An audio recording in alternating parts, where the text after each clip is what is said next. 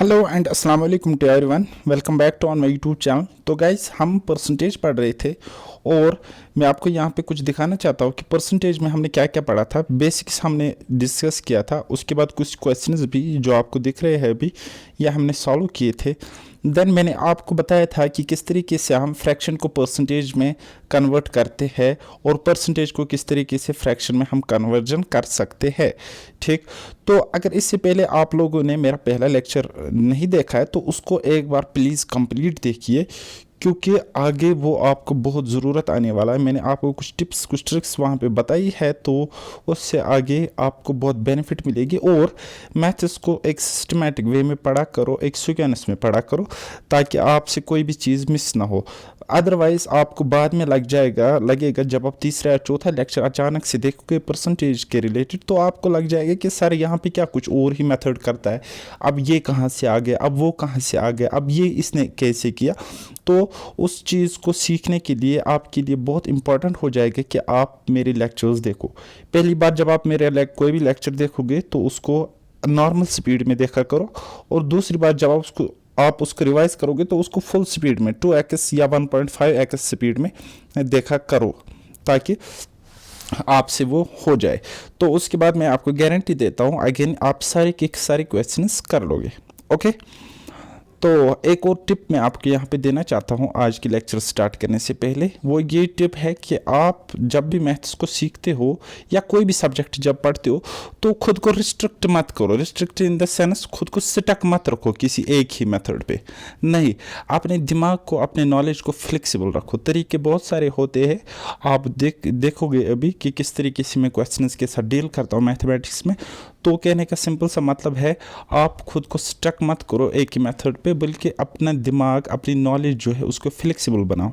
Okay, और mathematics को जितने फ्लेक्सिबल वे में आप समझने की कोशिश करोगे उतना ही आपको एट द एंड ज़्यादा बेनिफिट होगा। ओके, तो ये थी टिप। चलो स्टार्ट करते हैं हम। हाँ, तो मैं आपको आज यहाँ पे दिखाने वाला हूँ हाउ टू ब्रेक फ्रैक्शन। उसके बाद हम क्वेश्चंस भी करेंगे, प्रीवियस क्वेश्चंस भी डील कर लेंगे। अगर मैं फ्रैक्शन की बात करूँगा, अगर आपसे मैं पूछूंगा कि 13/7 इसकी परसेंटेज वैल्यू बताओ कितनी है, 13/7 इसकी परसेंटेज वैल्यू बताओ कितनी है, तो क्या हम इसको जब हम डिवाइड करेंगे तो हमें कुछ इस तरीके से मिल जाएगा। अब कैसे मिलेगा, देखो समझो। 13/7, 13 को डिवाइड करेंगे 7 से। अब देखो 7 1 जार 7, यहाँ पे रिमाइंडर कितना रखा है 6। अब ये 6 है लेस देन, इस 7 से छोटा है तो डिवाइड नहीं होगा। तो हम इसको क्या लिख सकते हैं, हम इसको लिख सकते हैं, क्या लिखेंगे, हम इसको लिख सकते हैं 1 कंप्लीट 1/7, सॉरी 6/7, 1 कंप्लीट 6/7, इस तरीके से लिखेंगे। और मैंने आपको कल कहा कि ये क्या होता है, ये होता है 1 + 1/6/7, इस तरीके से। और 1 क्या होता है, 100% होता है। तो अब यहाँ पे समझो। अब यहाँ पे जब हमने इसको सॉल्व किया तो हमें ये मिला, और 1 मैंने आपको कहा 1 होता है 100%, अगर 2 होगा तो वो होगा 200%, और अगर 1/2 होगा तो वो होगा 50%, राइट। तो 1 होता है 100%। देन आपको 6/7 निकालना है। 6/7 को आप 1 - 1/7 भी लिख सकते हो, या 6/7 × 100 करोगे वैसे भी आपको मिल जाएगा। खैर, जो वैल्यू आपको पता है 1/7 की क्या होती है, 14.28 वैल्यू होती है। तो इसको आप 6 टाइम्स मल्टीप्लाई करोगे तो आपको ये वाली वैल्यू मिल जाएगी। तो गाइस, आप जब इसको सॉल्व करोगे 13/7 को, तो वो आपको ये देखो 1 के बदले 100%, और ये 6/7 की फ्रैक्शन वैल्यू होती है, परसेंटेज वैल्यू कितनी, 85/7%। ओके, अब इस 5/7% को आप डेसिमल में भी लिख सकते हो, तो कोई प्रॉब्लम नहीं है, लेकिन बहरहाल आपका आंसर निकल के आ गया। Okay, are you getting my point. So next हम देखते हैं क्वेश्चन नंबर, एक और एग्जाम्पल मैंने ली है यहाँ पे। 28/3 की परसेंटेज वैल्यू बताओ क्या है। तो आपको पता है 28 3 से पूरा नहीं कट रहा है, बल्कि कितना कट रहा है, 27 डिवाइड होता है, 3 9 और 27, वहाँ पे कितना रहता है 1, तो 1/3 ऐसी एज इट्स लिखोगे। और मैंने आपको बताया 1 अगर 100% है तो 9 कितना होगा फिर, 9 होगा गाइज 900%, कितना 900%। तो वही है, इस 9 के बदले मैंने क्या लिखा 900%। और 1/3 की फ्रैक्शन वैल्यू क्या होती है, फ्रैक्शन की परसेंटेज वैल्यू होती है 33.33 या 33:1/3%। बताओ बताओ गाइज, एक मिनट। हाँ गाइज ठीक है, ओके। तो 1/3 क्या है, अब देखिए ये 1 क्या है, ये 1 मैंने आपको बताया कि 1 होता है 100%, कितना होता है 100%, उसको 3 से डिवाइड करोगे तो वो आपको 33.33% मिल जाएगा। तो दोनों को ऐड करोगे तो आंसर ये वाला मिल जाएगा, ओके। आई होप कि इतना क्लियर है, आपको ये समझ आ रहा होगा, बिल्कुल सिंपल सी क्वेश्चन है। तो आगे आप यहाँ पे देख सकते हो 35/6 इसकी परसेंटेज हमें निकालनी है, फ्रैक्शन है हमारे पास, क्या है 35/6। तो इसको आप लिख सकते हो 5 + 5/6%। अब ये 5 क्या होता है, ये होता है गाइज 500%, 500%। एंड 5/6 की परसेंटेज वैल्यू कितनी आएगी 83:1/3%। तो इन दोनों को ऐड करोगे तो वो आपको मिलेगा 583:1/3%, या हम इसको इस तरीके से लिख सकते हैं 583.33%। Okay, got my point. तो या अगर आप इतना नहीं करोगे 5/6, ये तो ज्यादा हो रहा है ना, तो आप इसको इस तरीके से भी सोच सकते हो, 6 - 1/6 लिख सकते हो। अब 6 अब 36 - 1 कितना होता है 35/6। तो अगेन वहीं पे आता है, तो आप इस तरीके से भी सोच सकते हो। अब 6 का मतलब क्या होता है 600%, और माइनस करोगे 1/6, 1/6 की वैल्यू क्या है 16:2/3%, राइट। तो जब आप 600 से इतना माइनस करोगे तो अल्टीमेटली आपका इतना आंसर निकल के आ जाएगा, ओके। कुछ क्वेश्चंस मैंने यहाँ पे लिए हैं, तो आपको इसका आंसर मुझे बताना है। देखो गाइज, क्या मैंने क्या कहा है, क्वेश्चन नंबर 1 है हमारे पास, कहता है फाइंड 20% ऑफ 33.33% ऑफ 6000, राइट। तो 20% को या तो आप इस तरीके से लिखो 20/100, तो कोई प्रॉब्लम ही नहीं होगा, या फिर आप 20% को क्या लिख सकते हो, इसकी फ्रैक्शन वैल्यू 1/5। तो वही मैंने किया है, 20% के बदले 1/5, देन 33:3%, 33.33% के बदले 1/3 इंटू 6000। यही हुआ, क्या हुआ 1/5 ऑफ 1/3 ऑफ 6000, यानी कि 20% ऑफ 33.33% ऑफ 6000। जब आप इसको सॉल्व करोगे, अब देखो 5 3 r कितना होता है 15 से ये 4 बार, तो हो गया 4 बार और 2 0, 15 × 4 कितना होता है 60, इतना खत्म, एंड फिर 2 0 यहाँ पे एज इट इज लिखोगे, तो 400 will be the correct answer for this question, okay. Are you getting my point. So number 2 question है हमारे पास, कहता है फाइंड 25% ऑफ 83:1/3% ऑफ 12,000। तो आपको पता है 25% की फ्रैक्शन वैल्यू कितनी होती है 1/4 ऑफ मीन्स मल्टीपल है, तो सेम मैंने मल्टीपल ही लिखा है, ऑफ 83:1/3%, इसकी फ्रैक्शन वैल्यू कितनी होती है 5/6, फिर है ऑफ अगेन, तो ऑफ मल्टीप्लाई, और किसका निकालना है, इसका निकालना है, ओके। तो आप जब इसको प्रॉपरली सॉल्व करोगे तो आपको ये वाला आंसर मिलेगा, ओके। तो मेरी एक और बात याद रखो, जब भी आपको स्क्रीन पे क्वेश्चन दिखता है पहले उसको खुद से अटेम्प्ट करने की कोशिश करो, अगर आपसे नहीं होता है फिर आप मेरा सॉल्यूशन देखो, ओके। या अगर आपसे आता भी है फिर आप अपने सॉल्यूशन को और मेरे सॉल्यूशन को कंपेयर करो कि कहाँ पे आप फंस जाते हो, कहाँ पे आपसे कैलकुलेशन मिस्टेक होती है, और कहाँ पे आपको ज़्यादा टाइम लग रहा है। Got my point. और जब भी मैं आपसे कोई क्वेश्चन, कोई कंसेप्ट बोलता हूँ, तो आप अपने आप से क्वेश्चंस पूछा करो, क्यों ऐसा है, तब जाके आपको अच्छे तरीके से ये समझ में आ जाएगा, ओके। देन पार्ट 2 हम स्टार्ट करेंगे। कुछ क्वेश्चंस मेरे लिए है यहाँ पे, ये क्या है more than less than percentage का कंसेप्ट, कैसे क्वेश्चंस के थ्रू समझने की कोशिश करेंगे। कहता है बीज salary is 20% more than A. Guys ये इसका जब भी मैं यूज करूँगा ये इंक्रीज होगा या इसका मतलब मोर देन होगा, और जब भी मैं इस तरीके से बताऊंगा तो इसका मतलब या डिक्रीज होगा या इसका मतलब होगा लेस देन, ओके। तो कहता है कहता है बी की सैलरी ए की सैलरी से 20% ज़्यादा है, then A salary is what percent less than B. तो सिंपल सा कंसेप्ट है, समझने की कोशिश करो। अगर मैं ए की सैलरी 100 रुपये लेता हूँ 100%, तो बी की सैलरी कितनी होगी 120%, यानी कि बी ए से कितना ज़्यादा है 20% ज़्यादा है, तो इसकी कितनी होगी 120%। तो फिर कहता है फिर हमें बताओ ए की सैलरी कितने परसेंट कम है बी की सैलरी से। अब ए की सैलरी कितनी है 100, बी की सैलरी कितनी है 20, 120, तो कितनी कम है यहां से। अब देखो क्वेश्चन के अकॉर्डिंग हमें यहां से इंक्रीज हो रहा था, ओके 20।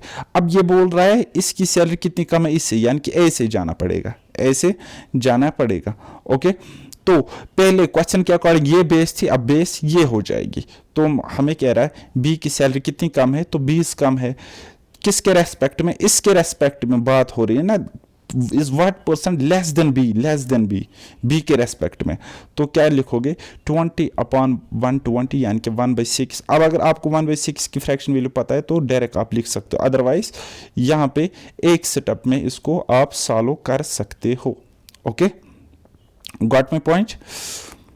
नाउ एक और टिप यहाँ पे सुन लो साथ साथ, जब आपको परसेंटेज इजी परसेंटेज बताई होगी क्वेश्चन में, लाइक 20%, 30%, 40%, 10%, है ना, डेसिमल्स में नहीं होगी। जब इजी परसेंटेज होगी तब आप क्वेश्चन को 100 मान के सॉल्व करो। लेकिन जब आपके पास परसेंटेज कुछ इस तरीके से होगी 33.33%, ओके, तब आप इसको फ्रैक्शंस में तोड़ो और उसके बाद क्वेश्चन को सॉल्व करो, वो मैं आपको बताऊंगा। फिलहाल क्वेश्चन नंबर दूसरा बनाने की कोशिश करो। कहता है B salary is 20% less than A, B की सैलरी ए से 25% कम है, यानी कि ए की सैलरी अगर 100 है तो बी की कितनी होगी 75। Then A salary is -% more than B. कहता है फिर ए की सैलरी कितनी परसेंट ज़्यादा है बी की सैलरी से। तो मुझे आप बताओ 75 से जाना है 100 तक, तो कितना ज़्यादा है 25।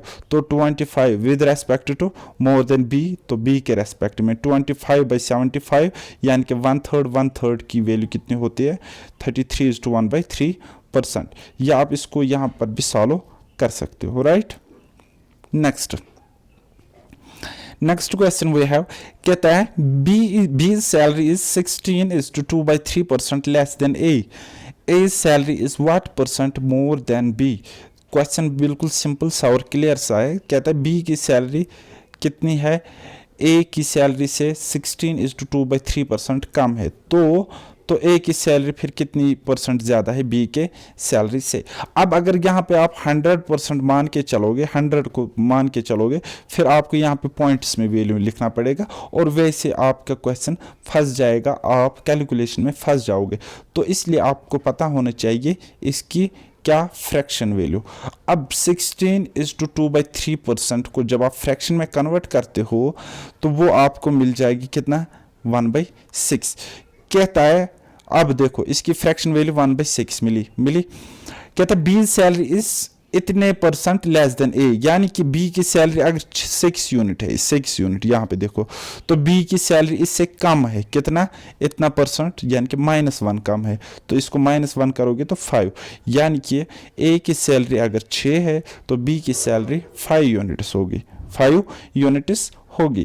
कहता है फिर ए की सैलरी कितने परसेंट ज़्यादा है बी की सैलरी से। अब कितना ज़्यादा आपको दिख रहा है, +1 दिख रहा है कि नहीं दिख रहा है। तो क्या करोगे 1 किसके रेस्पेक्ट में 5 के रेस्पेक्ट में ज़्यादा है, तो 100 पे कितना, तो 1 अगर 5 पे है तो 100 पे कितना, यानी कि 1/5 of 100 that is 20%। Okay guys, next question ये एज इट इज इसी साल का क्वेश्चन है, रेलवे NTPC का क्वेश्चन था, तो पिछले साल का, सॉरी। तो ये क्वेश्चन आप बनाने की कोशिश करो।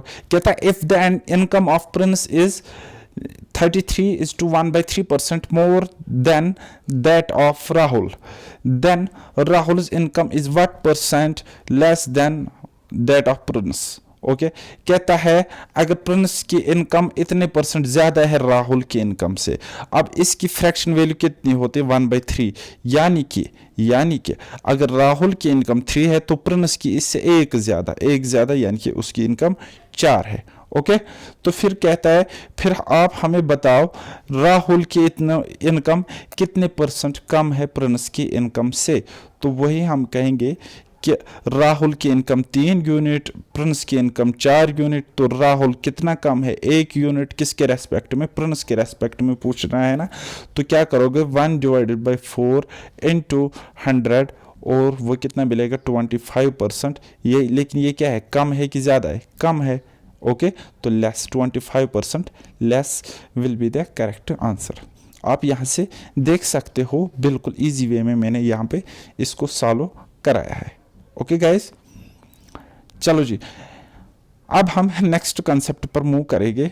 अब हम एक और कंसेप्ट सीखेंगे। इस कंसेप्ट पर भी, इस पैटर्न पर भी बार बार क्वेश्चंस हमें देखने को मिलते हैं अलग अलग एग्जाम्स में।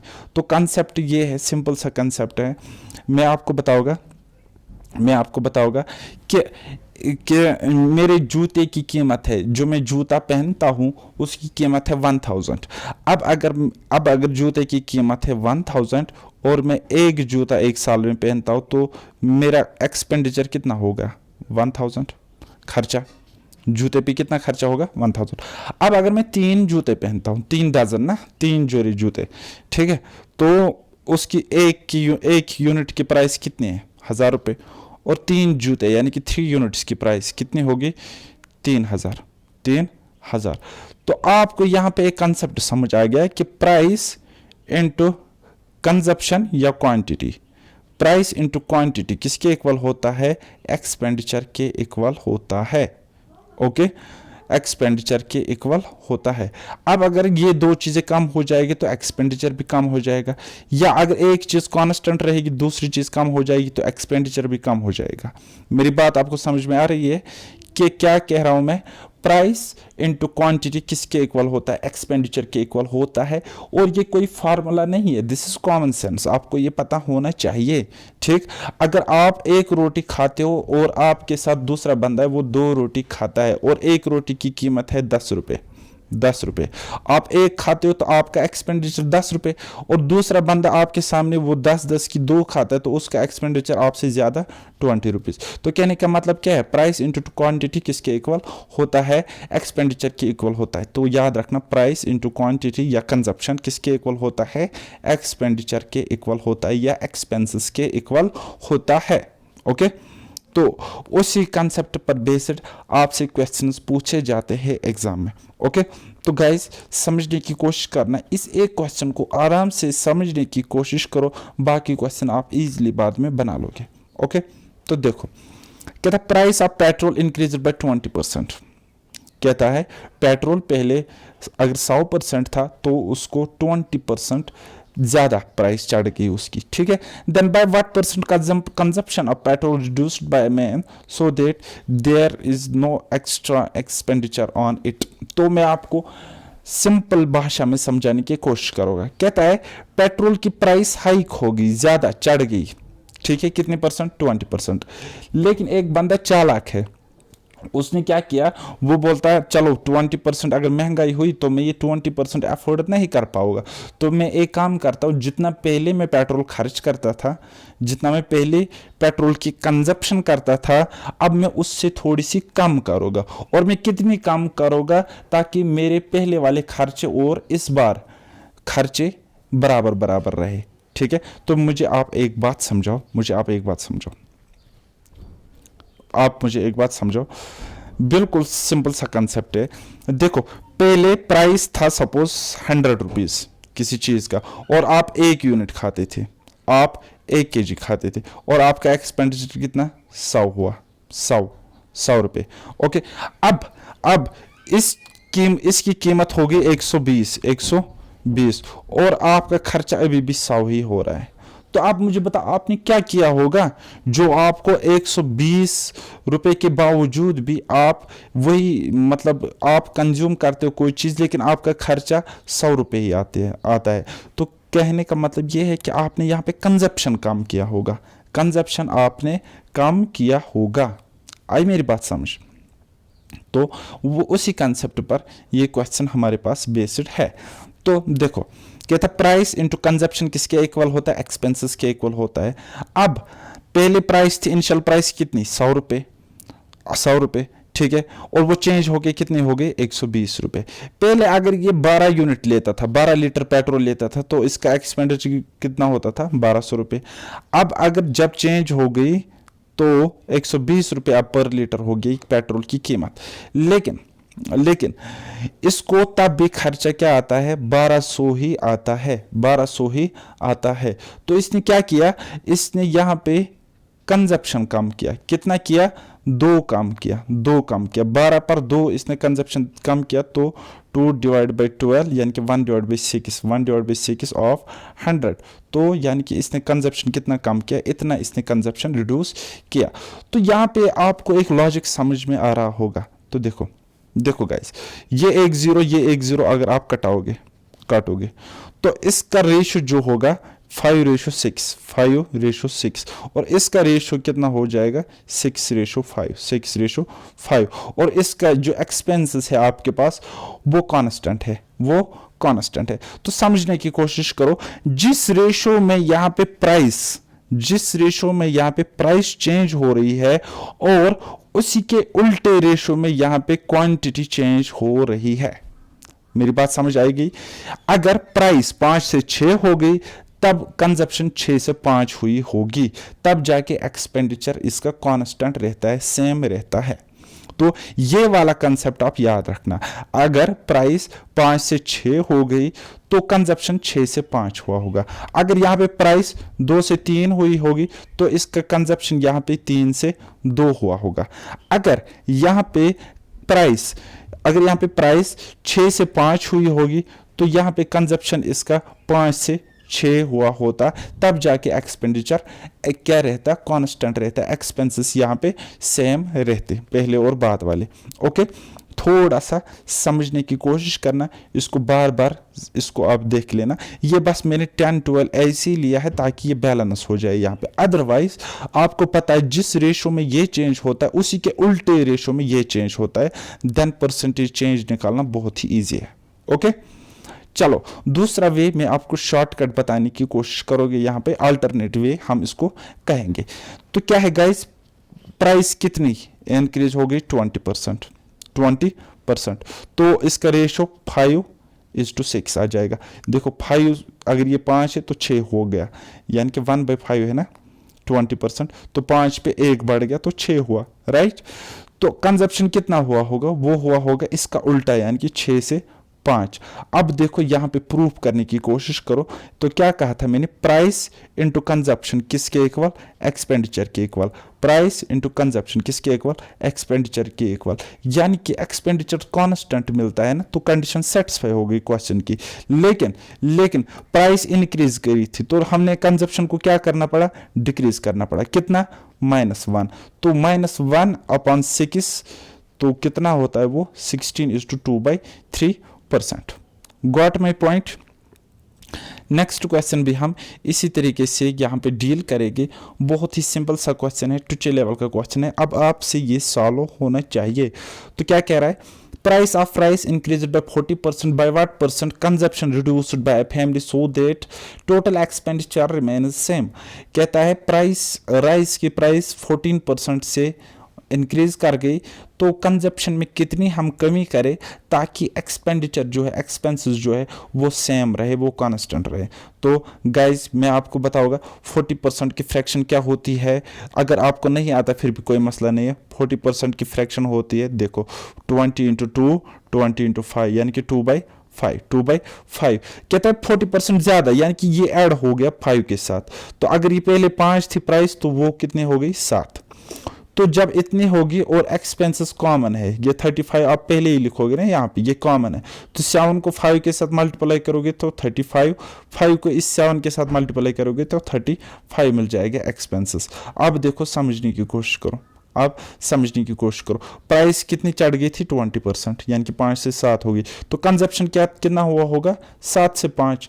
तो 7 से 5 हुआ कंजप्शन, यानी कि -2 की कमी आप लोगों ने करी, -2 यूनिट्स आपने लेस कंज्यूम किए यहाँ पे। सो -2/7 × 100, तो वो कितना मिलेगा, नेगेटिव में मिलेगा, तो वो आपका आंसर हो जाएगा। 1/7 की वैल्यू कितनी होती है, 14.28%, तो इसका होगा 28.56% will be the correct answer. लेकिन ये क्या है, माइनस, यानी कि इसने रिड्यूस किया है। Okay, so this will be the correct answer. I hope कि ये थोड़े से ट्विस्टेड क्वेश्चन है, आपको समझ आए होंगे। फिर भी अगर आपको समझ नहीं आए तो प्लीज़ कमेंट्स में मुझे बता देना, मैं आपको फिर से इससे भी आसान तरीके से समझाने की कोशिश करूँगा। अदरवाइज दिस द लॉजिकल वे, आप एग्जाम में डायरेक्ट क्वेश्चन को कर सकते हो। क्या करना है, देखो 40% दिखा ना, तो 2/5, यानी कि अगर ये 5 था तो ये 7 होगा, बस यहीं से फिर वापस आना है, तो इसको लिखना है 2/7 × 100, तो डायरेक्ट आंसर निकल के आएगा। बस इतना ही करना है। Okay, next question number next, if the price of sugar increased by 50%, by how much price should a family reduce its consumption so that expenditure increased by only 12.5%? तो देखो ये SSC CGL मेंस का question है। ये मैंने सिर्फ इसीलिए लिया है ताकि आपको ये चीज़ पता हो कि एग्ज़ाम में एक ट्विस्टेड क्वेश्चन भी हमें मिल सकता है। देखो क्वेश्चन कैसे भी आ सकता है, लेकिन आपके कंसेप्ट्स क्लियर होने चाहिए। तो क्वेश्चन नंबर 3 हमारे पास क्या कहता है, कहता है प्राइस, शुगर की प्राइस 50% से चढ़ गई, ज़्यादा हो गई, तो हम कितना, एक फैमिली कितना कंजप्शन में रिडक्शन करे ताकि उसके एक्सपेंडिचर सिर्फ 12.5% से इंक्रीज किए जाए। अब यहाँ पे एक्सपेंडिचर सेम नहीं बल्कि इंक्रीज कर रहा है 12.5%। ओके, तो मैं कहूँगा कि पहले प्राइस थी 100, तब ये कंज्यूम कर रहे थे 2 यूनिट, तो एक्सपेंडिचर कितना होता था, 200। अब इनका एक्सपेंडिचर कितना होना चाहिए, 200 ही नहीं होना चाहिए बल्कि 225 होना चाहिए, क्योंकि 25 200 का कितना परसेंट है, 12.5%, ये आपको पता होना चाहिए, राइट। तो और हमें क्वेश्चन में देकर है कि 50% प्राइसेस क्या हो गए, इंक्रीज। तो अगर पहले 100 रुपये था प्राइस, तो अब कितना हुआ होगा, 150। तो क्या करोगे, यहाँ पे आप ये वैल्यू आपको निकाल लेना, तो पहले करोगे 25 को डिवाइड करोगे 150 से, तो वहाँ पे आपको कितना मिलेगा, वहाँ पे आपको मिलेगा 1.5, यानी कि पहले आप 2 यूनिट कंज्यूम कर रहे थे, अब 1.5 आप कंज्यूम कर रहे हो, कंजप्शन कर रहे हो, तो कितना कम हुआ, बोलोगे सर 0.5, तो 0.5 कितना होता है, 2 का 1/4 होता है, यानी कि 1/4 की वैल्यू कितनी होती है, 25%। तो ये आपने क्या किया होगा, कंजप्शन कम किया होगा। ओके, यहाँ पर भी आप देख सकते हो कि पहले 2 था कंजप्शन, फिर 1.5, तो कम कितना किया आप लोगों ने, 0.5/2 × 100 कितना होता है, 25% से जो कंजप्शन है वो क्या हो गई, डिक्रीज हो गई। ओके गाइस, तो इसी तरीके से आपसे क्वेश्चन ऐसे भी पूछा जा सकता है कि आपने यहाँ पे हमेशा इंक्रीजेड देखा, तो यहाँ पे डिक्रीजेड भी हो सकता है। यहाँ पे आपको क्वेश्चन आ सकता है कि price of sugar decreased by 50%। Okay, यहाँ पे आपको क्वेश्चन आ सकता है price of rice increased by 40%। तो यहाँ पे अगर इंक्रीजेड है तो डिक्रीजेड भी आ सकता है। डिक्रीजेड के केस में आपको क्या करना है, अब देखो 40% की फ्रैक्शन क्या होते हैं, 2/5। अब जब डिक्रीज होगा तो पहले प्राइस हुई होगी 5, फिर रही होगी 3, यानी कि 2 कम, -2 कम मिलेगा। तो इस तरीके से आपको क्वेश्चंस के साथ डील करना है, बाकी ये कोई मसला नहीं है। तो अभी मैं ये लेक्चर बंद करता हूँ, रहने देते हैं। तो कल मैं आपको नेक्स्ट लेक्चर में बताऊंगा कि सक्सेसिव परसेंटेज चेंज क्या होता है, या नेट परसेंटेज चेंज, या नेट इफेक्ट हम किस तरीके से निकाल सकते हैं। ये एक इम्पॉर्टेंट कंसेप्ट है। आप अगर सक्सेसिव इंक्रीज पढ़ते हो तो वो आपको कंपाउंड इंटरेस्ट में हेल्प करेगा, और अगर आप सक्सेसिव डिक्रीज पढ़ते हो वो आपको डिस्काउंट के क्वेश्चंस में लगा सकते हो, वो आपको डिस्काउंट के क्वेश्चन में एज दे देगा। तो लेकिन कहने का सिंपल सा मतलब है कि ये परसेंटेज को बार बार पढ़ना, बहुत अच्छे से पढ़ लेना परसेंटेज को, क्योंकि जब आप परसेंटेज अच्छे से पढ़ पाओगे तो आपका अर्थमेटिक तो वैसे ही 80% कंप्लीट हो जाएगा, क्योंकि परसेंटेज का एप्लीकेशन हर एक चैप्टर में होता है, CISI में होता है, प्रॉफिट लॉस में होता है, डिस्काउंट में होता है, पार्टनरशिप में होता है, इवन कि मेंसुरेशन ज्योमेट्री के क्वेश्चंस में भी परसेंटेज का यूज़ होता है। तो ये था आज का लेक्चर। बाकी मेरे चैनल को सब्सक्राइब करना, और हाँ, मैं आपको लिंक दे दूंगा अपने टेलीग्राम चैनल की डिस्क्रिप्शन बॉक्स में, तो आप डिस्क्रिप्शन सेक्शन में जाओ, वहाँ पे आप मेरे टेलीग्राम चैनल को ज्वाइन करो ताकि आपको वहाँ पे स्टडी मटेरियल मिल जाए। और एक डाउट ग्रुप भी मैंने क्रिएट किया हुआ है टेलीग्राम पे, आप उसको ज्वाइन कर सकते हो और आप अपने डाउट वहाँ पे पोस्ट कर सकते हो और अपनी क्वेरीज को भी वहाँ पे आंसर पा सकते हो, राइट। और उसके अलावा फेसबुक का एक डाउट ग्रुप है, एक डिस्कशन ग्रुप है, वो भी आप ज्वाइन कर सकते हो। बाकी कोई क्वेरी हो तो कमेंट सेक्शन में ज़रूर बता देना। सो बाय बाय, टेक केयर, अल्लाह हाफिज़ और मेहनत करते रहिए।